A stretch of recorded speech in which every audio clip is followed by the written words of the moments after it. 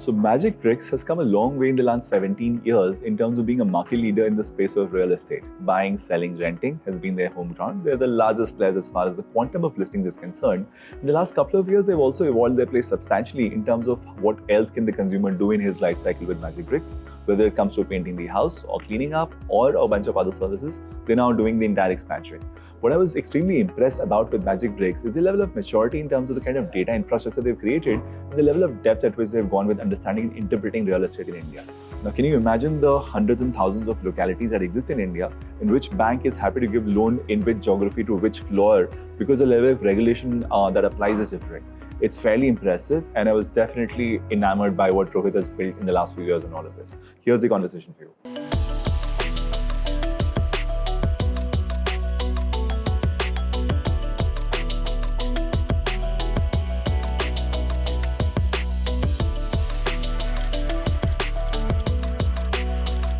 Thank you so much for joining us today, Rohit. Thank you. Thanks, Ankur, for having me over. Super. So, I know, Rohit, that you've had a fairly long leadership journey across multiple kinds of organizations. Would be very interesting to understand a bit of your journey in terms of how you've ended up where you've ended up. पहले मैं लोगों की शादी कराता था जीवन साथी में. Sure. फिर शादी के बाद उनको हनीमून पे जाना है तो फिर मैं यात्रा में उनको हनीमून पे भेजता था. And then they have to settle down in a renting place and do the day-to-day stuff. So I would sell them groceries in Walmart, and now that they have earned more, I sell them real estate in Magicbricks. Very interesting lens of I do more of the journey accompaniment of many of the people. So in terms of the whole charter at Magicbricks when you came in, and this was right after your own real estate tech venture, what was the charter? What was the mandate? What was the goal that you set out to achieve? So Magicbricks has been in the search and discovery phase since 2007. We are the largest platform helping real estate buyers find sellers. Also the largest for sellers from an individual perspective. Largest from a broker perspective also and developer perspective. And same on the rent side. The maximum number of people seeking a house on rent and people wanting to give a house on rent aggregate on Magicbricks. What we've sought to do in the last couple of years is to go deeper in the journey between the buyer and the seller and aid them in the journey with various other services. Part of the reason is monetization, but I think the bigger reason is also that, at the pure discovery stage, there are other sources that consumers use. And finally, we need to be the most relevant platform for real estate search and transactions for the end-to-end journey, and not just at the search phase. Sure. So we've added a lot of services which enable that. So if I talk about the purchase side, you need a lot of services like valuation. You need legal validation, you need registration, you need home loans, then you need home interiors. We're trying to handle the customer through his entire journey. On the rent side, we do similar stuff.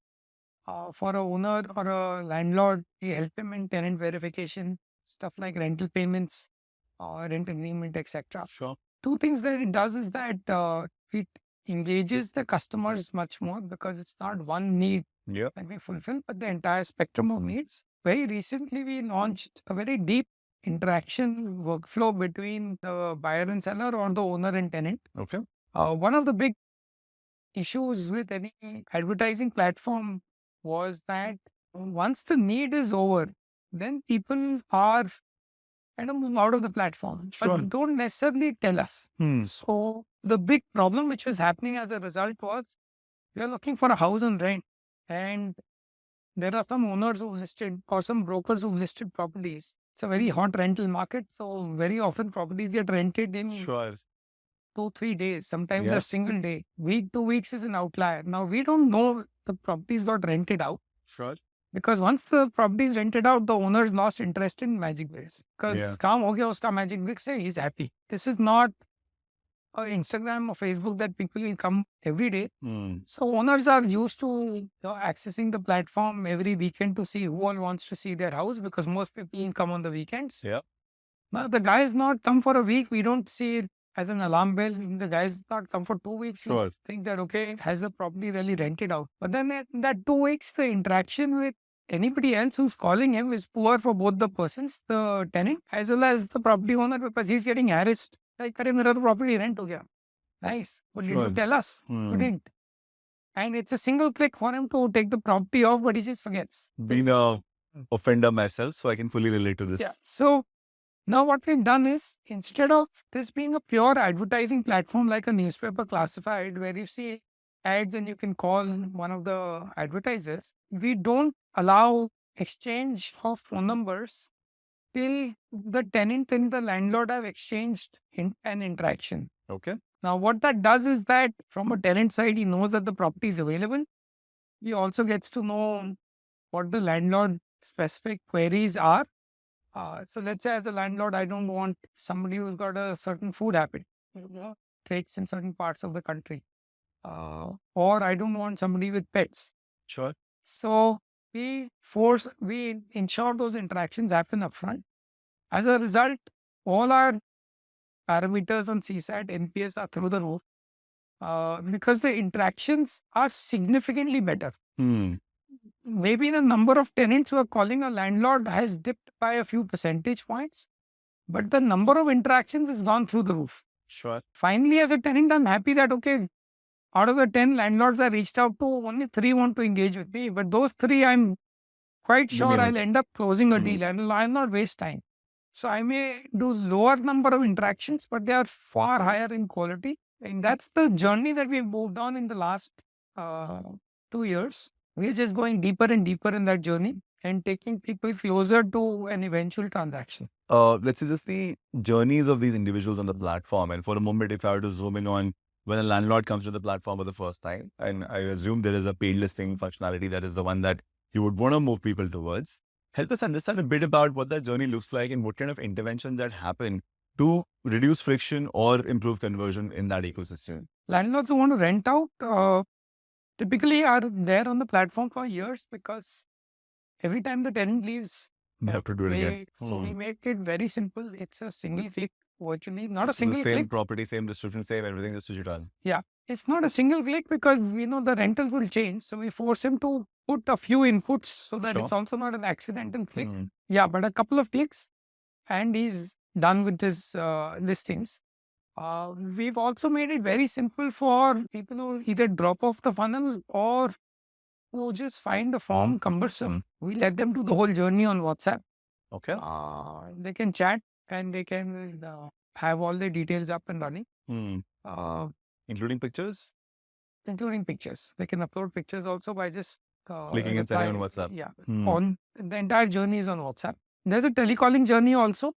But yeah, the issue with the telecalling journey is that then there is a follow-up for pictures because you can't really get pictures on the phone call. But yeah, that's where WhatsApp kicks in and we nudge the person that, okay, you told us the rest on a phone call. And the reason the phone call still exists is that a large number of people who rent out are older.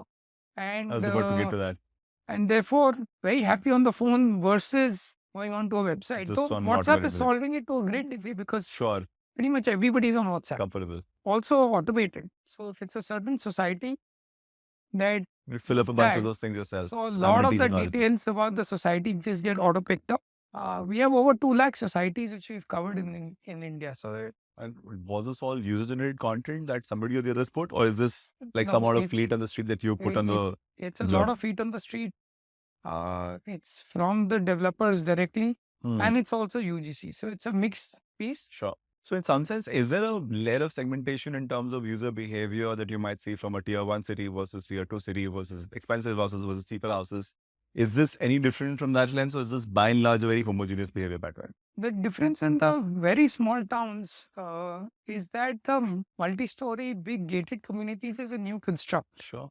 And therefore, surprisingly, in the smaller towns, the developers don't want to advertise their gated communities. Okay.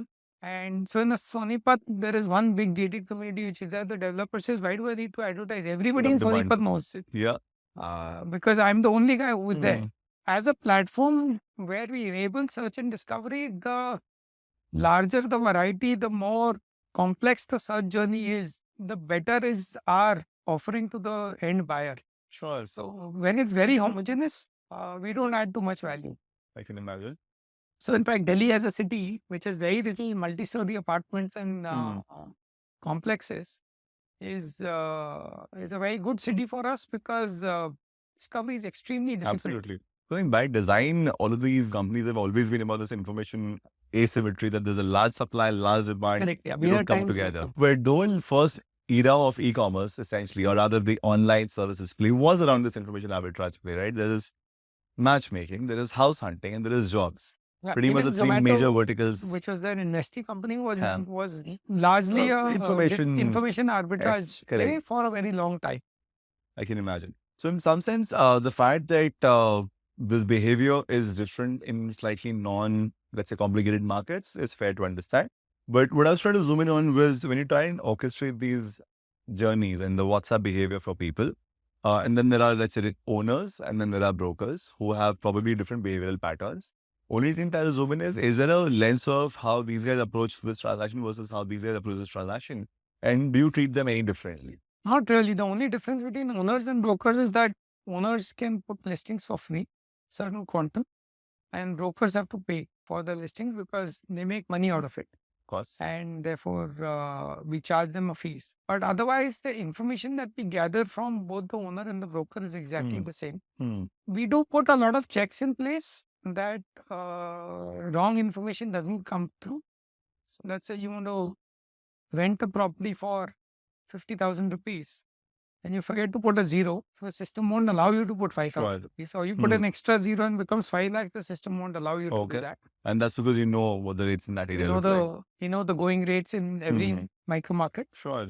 And therefore we put boundary-based conditions.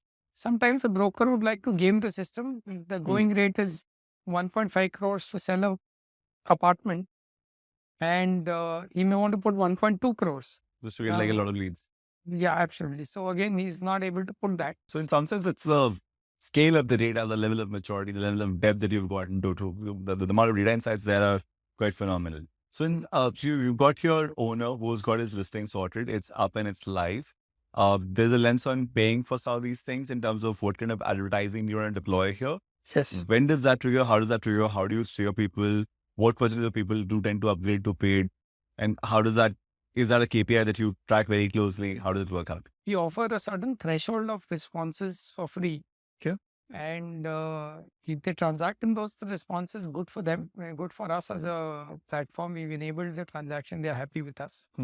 But if they don't close in the first few responses, which we give to them free, then they need to pay us to unlock the responses. Sure. So, and then they need to pay us also if we get something special for them, special offers or something. But by and large, at a very fundamental level, it's a freemium model. So a certain threshold is free and beyond that you pay. It's an important KPI and we keep nudging people into that journey. Some end up paying. Surprisingly, a lot of them still have this orientation that again, online hai to sab free hai. Now you say yes, it is free, or ad can be seen. And if it's an ad by Rohit Manghnani, which is a fairly unique name, you could figure out my exact apartment number by talking to the security guard. And as a broker, you'll help me get somebody, but then you'll charge me brokerage. Sure. So for most owners who want to sell or rent, the downside of paying us is negligible. Right. Is not there actually, because you save a lot on the brokerage. Absolutely. The amount of money that we charge for the premium services is a fraction of the brokerage. However, not everybody wants to pay because they just think that they will get free responses, if not from us, from other property portals or whatever.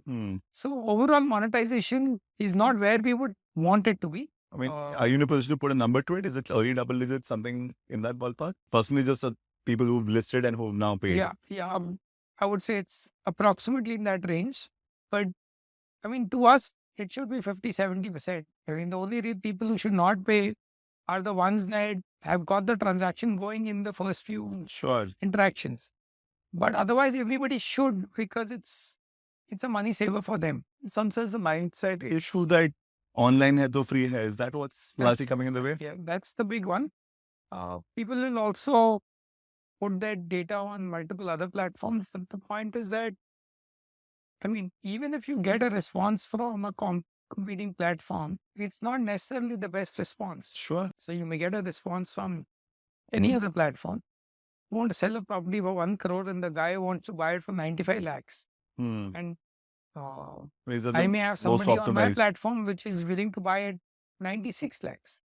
So Design a bigger distribution platform should be a better place to find the best offer. So either ways, I mean, where you'll get the best offer is not known. Now, on a 1 crore house, a 1 lakh rupees is significant money. Sure. The premium fees that we charge is a few thousand rupees. Sure.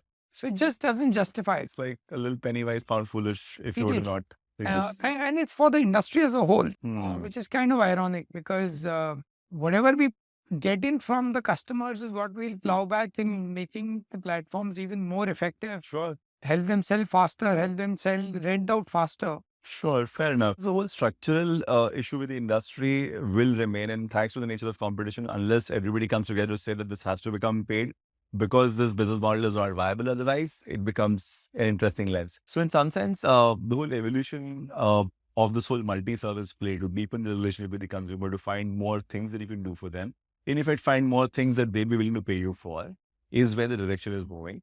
And the whole orchestration of these communications is where the whole, let's say, MarTech stacks and some of those components come into picture. So how do you look at this from a, in some sense, design lens? And also probably I'll jump to the org lens very quickly, because you're on the product org and there's a lot of stuff which is probably automated would happen in a fashion which is built into the product ecosystem itself. Pretty much the entire life cycle of the customer is built into in-house. So a customer is, identified with his unique credentials, and he could, and the customer evolves. So he may come first to our platform for renting, maybe a paying guest search, Sure. then renting, and then he moves into buying, and then we've got customers who bought 10 years back and have bought again, and now our landlords renting. Sure. Or they're selling. 17 years of vintage will give you a lot of life journeys. So we've got customers who played multiple roles. We keep a central customer profile. So and I could coexist because I may be transitioning from Delhi to Bangalore, and therefore I want to put my house in Delhi on rent and take something in Bangalore on rent. Yeah. Or if I'm selling a house, I parallelly want to buy another property to save my capital gains. Yeah. So a lot of people coexist in multiple life stages. Each have their own journey. We keep it at a central repository so that we know how do we engage with the customer. So somebody who wants to buy and sell simultaneously, as an example, which is very different from if I want to rent out and rent in. It's pretty much simultaneous transactions. I may want to take my new apartment on rent first and then rent out because then I want to move my stuff. Yep. Whereas on the buying selling side is the opposite. I want to first sell, have the capital because then I will buy. And also from a tax perspective, my capital gain set off will happen only because I bought after I've sold. So it's actually the opposite versus the rent part. And then some people are in a mixed journey that I want to sell and I want to rent out, or I want to take a new place on rent, or vice versa. So each of those use cases therefore becomes a separate custom journey in terms of how do we engage with the customer, what do we showcase to him when he lands on the homepage. So the homepage is customized for the customer depending on what life stage is he on. Is he a single user or is he a multi-user? And if multi-user, then what life stage is. So our whole communication engagement with him also changes depending on the same sell and buy example. I will first tell him which are the people interested in the property so that you can sell first. Sure. I will not even ping you with options of buying because I know we are not going to really move ahead in that journey.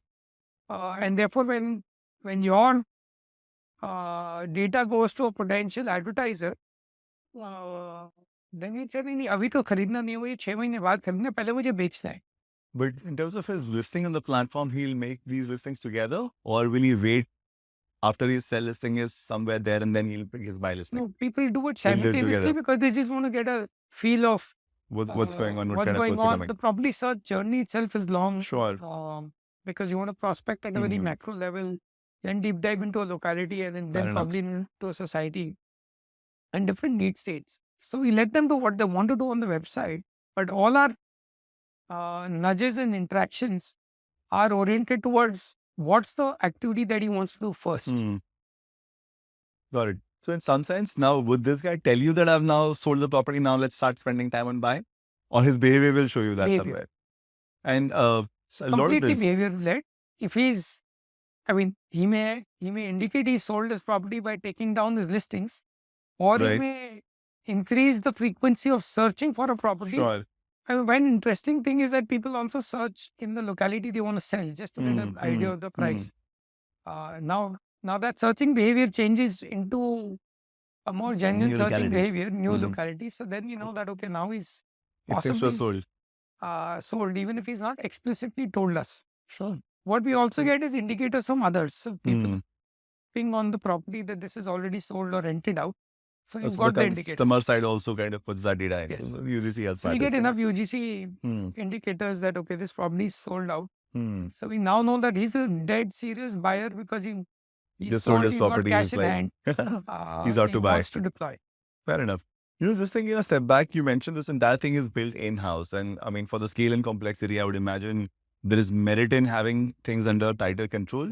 But at the same time, in terms of technology bandwidth across most companies, always has 20,000 things on their priority. So you would have made this choice at some point that, okay, this is worth building and not licensing from SaaS, because it's not like tools don't exist, they do. So what was the thought process around then? Is it a decision you made, or is it a decision which was made previously already? That was made previously. I don't think as a tech-first company, we ever thought of this being non-core. We always thought of it as a very core piece, the whole interaction engagement piece. For example, this whole interaction between the landlord and the tenant that we built, it's not that we've not used third-party services. Sure. We use third-party services. Again, we use different data pipes for Sure. SMS Yeah, or the delivery email. is always going to be what it is. So the the end delivery happens through partners, Right. but the core orchestration, logic layers are internal. And there's, I'm assuming, a product team and a tech team which is focused on making sure that this part of the puzzle is always well maintained and evolved. Got it. So in some sense, what's very frequently quoted is a whole concept of composed architecture. You have a core layer or core foundation or holding piece, which is your own. And then different things kind of come and piece themselves into the puzzle somewhere, wherever they're able to do a better job than what you would be able to do it in-house. Correct. Some sense that's a fair approach to take for a tech person, product first company, because you exercise control and you keep looking and exploring options where if this can plug in into a better job, I'm okay to not do it. So it's not a, let's say, obsession or an ego battle to kind of do it in-house, but more an objective and fair decision from that lens. All right, awesome. So just the, taking a bit of step back to look at the journeys that we're evolving and how this whole additional offering on a layer is now playing out. The whole goal there is to monetize and make more out of the same customer relationship. And that's where a certain amount of marketing and product play gets involved. So I'd love to understand the data infrastructure that you put in place. I'm assuming there's a data lake, some warehouses, some CDP, whatever that you put together. And then what is a team that looks like that's working on all of those orchestrations? Largely the product team. I'll come to the marketing part also. There are product managers who specifically look at the recommendation engine. There are product managers who look at the recommendation orchestration. So there is one team which looks at the engine in terms of what should get recommended to Rohit versus Ankur. There's another team which will say that how do I best reach out to Rohit? And there's a third team which does the final piece in terms of orchestrating across on the users, because then you look at things like inbox delivery, responsiveness to WhatsApp, responsiveness to app notifications, and costs. So there is zero cost or low cost Prefer options, lower cost channels. like notifications and emails, to higher cost ones like SMS and WhatsApp. Finally, telecalling, which is the most expensive. Most expensive. So there is a third team which looks at how do you orchestrate so that you get the optimum output across different customer segments. Okay. So kind of divided the whole piece. So that team's assuming that the recommendation is top notch. It's iteratively improving with every new release that they're making. And do I just send it via notification or do I send it via WhatsApp? Basis the response pattern, this team will keep optimizing. In some sense, what stitches this whole play together? These are all product teams rolling up to your organization, I presume. So the whole decision-making lens on how to make the improvement path for this one and this one and this one, and the interplay of data in terms of what's showing up as a response rate on one channel might be different from response rate on a different channel, how that influences the recommendation algorithm, that if you have to send one, then you send this, but if you have to send five, then you do this. How does this interplay happen? So let's say there's a rank order of recommendations for me. Okay. There are 25 recommendations which have been, or let's say there are infinite recommendations which have been rank ordered. But if Magicbricks is going to reach out to me via email, I can get 5, 10, 15 recommendations sent. If it's going to be via a notification, I will send only one. Right. If it's via WhatsApp, again, I will send one prominent one and then link to lead the person into the others. So depending on the channel, different number of recommendations will be sent. Now, if I have already engaged with the channel, let's say on app notification, and I've rejected a recommendation, which is the number one recommendation for me, and a follow-up is sent to me on WhatsApp, then that recommendation won't be sent, because I have in my data lake stored the rest. So Magicbricks has stored my response to the recommendation. That's actually quite sophisticated, because I know even the places like Netflix, they'll keep showing me the same movie that I've already seen on the first recommendation. Yeah. So that sounds fairly sophisticated. So, I mean, what we do is, there is a hard reject and the soft reject. Okay. We assume that if the person is a hard reject option is there in only some places on the platform. But if the person has opened an email but not clicked, which means it's a soft reject on the 5 recommendations that are sent on the email. Okay. Because I've got the 2 data points. If the guy never opened the email, you still let it go another time. Yeah, then I know that it's the recommendation not been seen. So it's not a hard reject, it's not a soft reject. Hard reject is when you've crossed it. You cross something which is explicit intent. Yeah. So that is very low, because we don't give too much of those deliberately.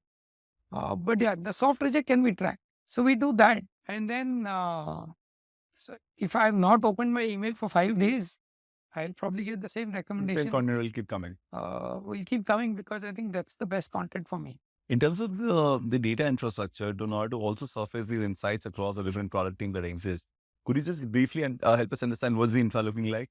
Pretty much all of it is hosted in-house. We don't use the cloud except for specific use cases and needs. You don't use the cloud, which means it's on-prem? Yeah. Most of it is, it's not an absolute 100%, Sure. but most of it is on-prem, because it's more viable from a cost perspective. We are also not an e-commerce business which has a big billion day or a Diwali sale, which is create a massive spike. Real estate as a category does not have that huge spike. So your patterns are predictable, which means you don't need to kind of do the cloud side.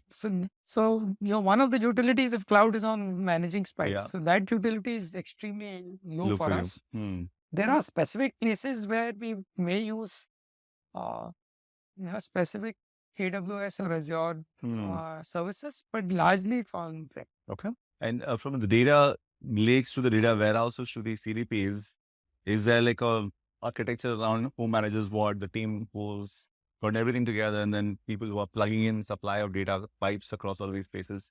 How does that setup look? So, it's all managed by the tech team. What we try to do is to build everything in a manner that it talks to the central repository. We manage to do that most of the times.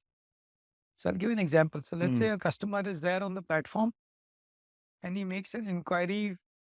Let's say we launch a new service. So I launch a new service for home cleaning. Okay. Now, I don't know whether I'll get great traction on this service or not get great traction. So somebody may sign up for that. Now, at that moment, because it's a POC, the product guy who's put that across has kept a separate data table to just see whether he's interested in home cleaning, and he's not feeding it back into the core engine, and which is fine with us, because we don't want to necessarily build new APIs to talk to the core engine. If we think that we don't know whether this is Yeah, sustainable this or use case not. is not big enough. So, if the use case becomes big, then it goes into the core engine that this Okay. service is required by this person. So that it adds value to his profile. Sometimes it gets missed. So the service scales up, but we forget to do the handshake. Right. But I mean, then we do periodic reviews and we Different kind cleanup of exercise. It's not still a silo because it's still connected to system. I mean, it's there in the system, but it's lying isolated. So we then connect it it's back a very later. solvable problem. At least you don't have a situation where there are data silos which don't really have a way to talk to each other, and it's a large cleanup exercise to bring it together. No, It's that's still very incremental and very I small. mean, it's there in one particular aspect of our business, but it's not in the core side of the business. So, in terms of the other lenses of acquisition, given that you have to expand the whole category portfolio across the moving services, packing services, painting services, agreement services, was the let's say sequence of rolling out some of these things in terms of where you see a ease of adoption that this is a very, very obvious fit and we'll convert, let's say, all the people who are renting a new property via us, X number of people will be willing to do this versus that. How does that work out? So see, there are some services where we don't advertise. For example, home interiors, because we know that the guy who's going to buy a house and do his home interiors, he is not going to be in the market to sell his house very soon, or rent out also very soon. Okay. And therefore, my ability to monetize beyond home interior is going to be very low. Okay. So therefore, home interior is an add-on service that I will sell to my existing data. Sure. Whereas something like rent agreement, I can work the reverse maths to see how much will I pay for it. Okay. But largely, what we are trying to do is to optimize and get a lot of direct traffic on these services. Sure. So home loans as an example, we have the most evolved home loan engine. Okay. We have over 400 products, 45 banking partners. We are significantly more evolved than companies like Paisabazaar, Bank Bazaar, which have been around for much longer. They are much more evolved on the personal loan side and the credit cards and all. We don't operate in those places, but on home loan, we offer solutions which nobody else does. And therefore, we get a lot of organic traffic. So, Rohit, you just told me that, Magicbricks is also a very powerful and sophisticated loan platform, way better than some of the other platforms which are focused on loans as an offering. Tell us more about it. Yeah, so focused on loans as an offering, we are only focused on home loans. As a home loans platform, there isn't a better platform than us. I'll give you a perspective. So Delhi has 6,000 colonies. Okay. If you want to take a loan to buy a house in Delhi, where will you go? ICICI, say for a moment. Any others which come to mind? SDFC is another home loan guy. So, I mean, the typical usual suspects, right? That's at least what I would imagine. Anybody else has come to mind? Paisabazaar, maybe? Paisabazaar is not a lender. Aggregator, it's not a lender. But which lender will you go to? SBI, maybe. One of the Sarkari folks. Yeah. So you named the top three in the domain, which is HDFC, SBI, and ICICI. The other two big ones are Axis, Kotak, etc. None of these will lend in close to 3,500, 4,000 colonies in Delhi. Okay. Wow. 55% of Delhi households, you will not get a loan from the top 5 lenders in the country. Oh God. Okay, that's interesting. There are hundreds of housing finance companies which lend in India, and every single house in Delhi that you want to buy, you will get a home loan. But you will not get a home loan from these top 5 lenders. Okay. Therefore, which colony, if you get a loan from which lender, is something that we know. That's a massive discovery problem, right? Because I'll probably get rejected by 20 banks before I get somebody to give me just because of the colony. Correct. Neither can Paisabazaar know, because Paisabazaar or Bank Bazaar does not even know the 6,000 colonies in Delhi. Correct. They don't have that level of granularity. First, they don't even know the names of the colonies. So forget about how can they map which bank does which particular colony. So how particular, so Edelweiss will do in certain colonies. Roha Housing Finance will do in certain colonies. Aptus will do in certain colonies. Now Roha, Aptus, India Shelters, 5-Star, these are names that you've possibly not heard. Yeah. But these are all housing finance. Sorry, quickly, Lance, is this to do with geographic focus, or is this a degree of risk profile that these guys go deep into? I mean, they'll obviously be more expensive. Yes. So the prime lending rate at a given point, to say, if HDFC is at 9%, some of these will be at 14, 15, 18, even 20, 22%. Nature risk profile. So there are two aspects. It's not just about the colony, it's about what floor your house is on. So some Okay. lenders will lend on the second floor, but not lend on the third floor. Some will lend on the fourth floor, but not lend on the ground and the first. Now, why is that? Because ground and first, if SBI lend कर लेगा तो हमारा कोई कोई viability extra नहीं है. पैसे नहीं देगा, So मतलब will at not pay the interest. 15% will take But sorry, why would SBI lend on the ground but not on the second floor? because legally that It's not a legal place. that house can go only up to the first floor. So depending on the geography, what is the colony? So take Hyderabad as a city.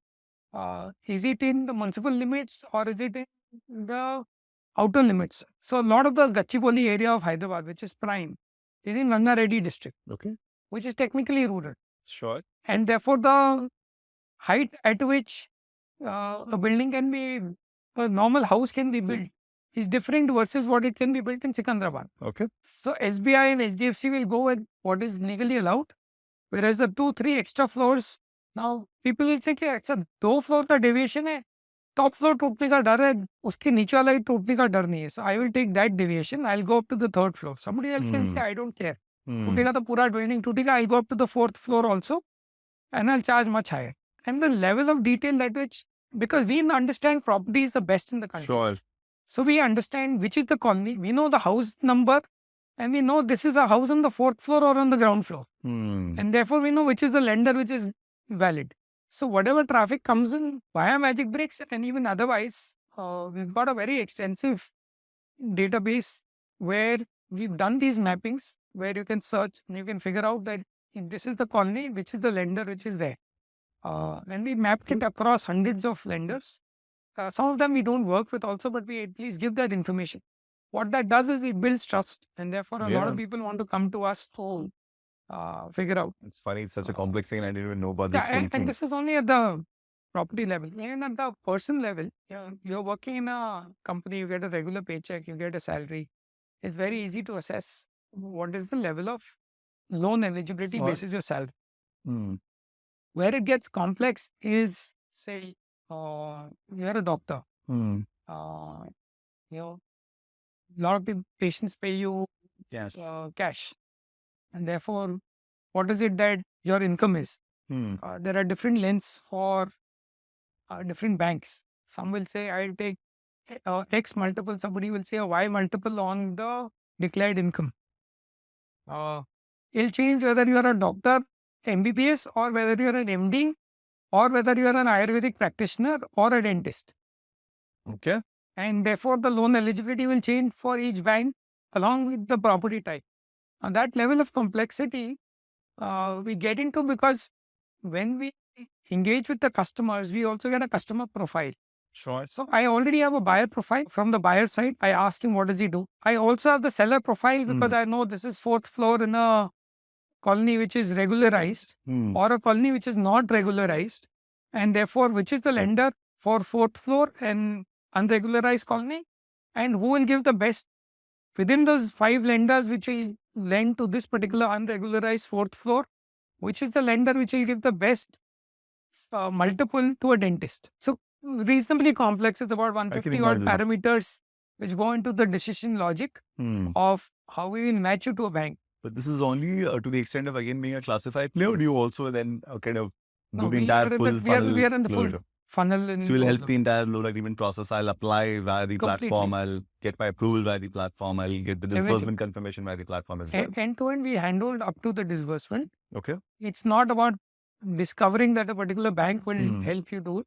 I mean, some of the banks also don't have very large networks. Sure. So Karnataka Bank in Delhi, for example, has 2 branches. Struggle to figure out where the branch. I mean, you can Google it and figure it out. So we'll help you get the loan because in the services space, we go end to end. So you know what's intriguing for me now, Rohit, is the fact that when I originally thought of Magicbricks as a place where landlords or brokers are listing properties and some bunch of people are consuming this, what is the level of digitization in that ecosystem? Because there's a fairly large audience who's taking houses every month and they spread across the economic strata. Their tech savviness with respect to consuming WhatsApp content might be amazing, but their readiness to, let's say, talk about real estate online, and this could be language lens, this could be comfort lens on talking these things, and there could be maturity lens on installing the app and doing all this information handling. And now you're talking about unregularized colonies ka some flow, which is not, let's say, legit per se. So the kind of guy who's looking for that kind of place, is that the typical guy that's coming and searching on your platform, or is this now a slightly different, maybe a larger target audience, which is addressing the whole world situation? So when you said, do we use the services to acquire customers onto the main platform? This Right. is a good example of that. Sure. So because our home loan offerings are so deep, Hmm. we actually get customers which would typically have not done the search discovery on Magicbricks. Okay. But now are doing the search discovery on Magicbricks because they've entered through home loans. Right. And therefore, now that they've entered through home loans, they want to figure out what are the other options in that same colony. Okay. And therefore, it starts a micro market, a new micro market for me. Sometimes Got it. people start early. In any case, if you've intercepted the guy, it's a then we keep It's a recommending slam him other dunk, stuff. right? I mean, I would imagine for somebody who discovers that this information is so readily available compared to the amount of hard work you'll have to go through to get there, it's a pretty straightforward case. But then you're still limiting yourself in some sense to the online discovery of this play, or is there like outside a bunch of colonies, I'll see loan chahiye, check Magicbricks kind of a play? We don't do that. We do it through. We do have a partner network, so Okay. we do it through them. So real estate brokers who work with us, and there are Huh. thousands of them. And they're all your loan we- agents as well. Yes. Perfect. Makes sense. Makes sense. This network expands. So very interesting lenses on the depth and maturity of the way data is playing a role very centrally to this whole orchestration. And to me, this seems like a fairly substantial competitive advantage because these are things very hard to replicate. The level of depth you have about the 2 lakh colonies you said in India, 2 lakh projects, 3 buildings, and then the 6,000 colonies in Delhi. Just about nobody else I would imagine would have that kind of depth. And just from a penetration from, let's say, what is the lowest priced house that you've happily sold a volume of on Magicbricks, for example? See, the lowest price are typically plots. They Okay. start at 5 lakhs. Okay. Typically in the smaller towns, in the larger metros, they also start at about 10, 15 lakhs. You can get small plots. The lowest value houses are also in the 15, 20 lakh range, which are really affordable housing pieces. The reason I asked that question, Rohit sir, is to kind of delve a little deeper into the audience segment and persona you're dealing with, and how the experience for that guy has to be treated a little differently compared to the savvy, 70,000 rupee rental Bangalore guy. When you do your first search, a lot of people actually end up coming in by searching on Google that I want to buy they don't put a budget. I want to buy a house in a certain colony, Okay. or I want to buy a house in a certain project. And he lands on my search page straight away, or he lands on a project page. Now that the guy is entered, he's still not registered on Magicbricks. The experience basis his entry point is customized. Okay. So if you've entered and you're looking at Golf Course Road, Gurgaon, which is super premium, versus say Badshahpur, Gurgaon, which is a village few kilometers off Golf Course Road, you will see a different Magicbricks. So we basically said premium and non-premium. So if it's premium, pictures are better quality, and therefore the search tuples are different. The information I can give on the search tuple is significantly more versus in a non-premium locality where the information is more basic. Tonality of the website and the color schemes and all, everything changes. So the whole funnel approach would look very different as well, not just the landing page, right? Yeah. So I'm saying that landing page have changes even without your registration. Sure. So even just the basis of your cookie data, next Right. time you come to Magicbricks homepage, you'll see a different homepage versus somebody looking at a low Fair end enough. affordable housing piece. Got it. So that itself changes just at the cookie level, and the whole funnel changes. Once you register, so how the frequency at which I'll reach out, the mediums I will. Run me through a couple of I'll examples. reach Let's out. just go through the same Badshahpur versus Golf Course Road example. Now, I've come in, I've gotten to probably the landing page of the search that this is houses in Golf Course Road, this is houses in Badshahpur. Let's just run through this example of how the journey would differ between these two. So, for example, I'll assign a dedicated property advisor to the guy looking at Golf Course Road. Sure. Whereas to the person in Badshahpur village will be largely self-serve. I mean, on one side, of course, you're doing a very monetary value kind of lens to it, but from a lens of who needs more assistance, how do you address? No, that's an assumption. I mean, I'm curious. I'm not. Yeah, no, that's an assumption because when I joined Magicbricks, I also thought, why would I need a property advisor? Why would anybody need a property advisor? But people actually Expect to be treated better. expect to be treated better. They want to talk to a property advisor Sure. because they want to get a genuine perspective. Hmm. I'll give you a US example. The brokerage in US is 6%. Sure. Brokerage in India is 1%. Yeah. So at 6%, you will balk at the brokerage. Now, everything is regularized. Land records are very clean over there.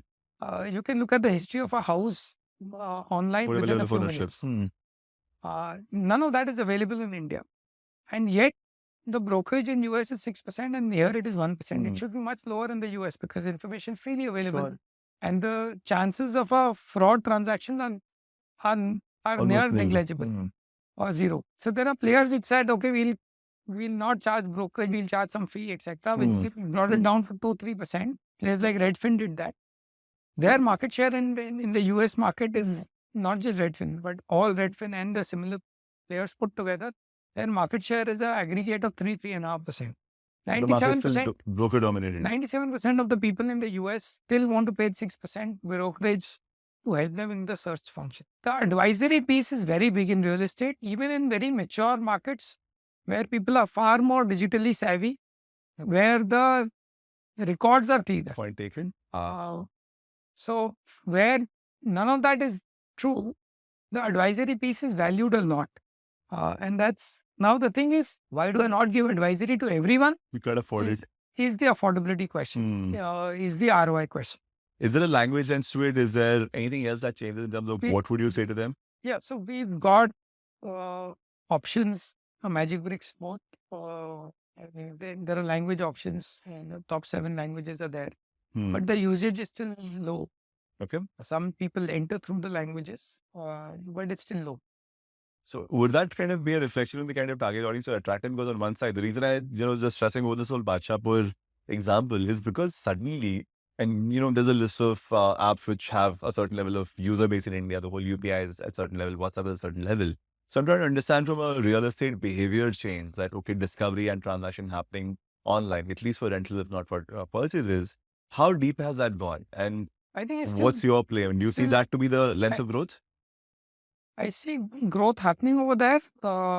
It's not yet happening. The adoption should happen in the smaller towns and more semi-urban parts of the country. At the moment, I think one of the reasons the adoption has not happened in the semi-urban towns is because people typically move from semi-urban to urban areas. The reverse migration does not happen. Yeah. And if I'm staying in a colony, traditionally semi-urban, one of the villages of Gurgaon, which have all converted into urban area, that's great. I mean, people have. Sure. But those small village clusters where people have stayed, I mean, this is the 3rd, 4th generation staying over there. They don't really, I mean, they own the place. Sure. They don't have to buy. And then it's a small, I mean, if you really look at Gurgaon, what it was, each of those villages, which is now urban Gurgaon, the farmland got converted. Sure. The residential part was a very small, few 100 square meters place within expansive acres of farmland. Sure. So that few 100 square meters, which is the leftover of the village, is not that big a place where such discovery is an issue, which an online platform will solve. Because you could walk across the village in all the space 20 minutes. So tier 2, tier 3 cities, again, information asymmetry is not that big a deal because people know where and what to fit. Yeah. So again, it's not the dependence on the platform as much. So, I mean, I would say that definition has changed. So Jaipur, Lucknow, become kind of larger, towns, so Chandigarh have all become resembling tier 1, yeah, closer and closer, because they've expanded a lot. Sure. Super interesting. So, from what I understand, the level of sophistication that you've built on a category, which I thought was relatively simple in real estate, is quite phenomenal. So a lot of credit to the last few years of journey and the sophistication you've built in. And very insightful for me to understand the category and the level of maturity some of these systems have taken, and especially the part around building demand and putting value on the price of demand when you're trying to build supply from the other side, right? So very exciting conversation. Thank you so much, Rohit. Great having this Yeah, conversation. thanks. Yeah.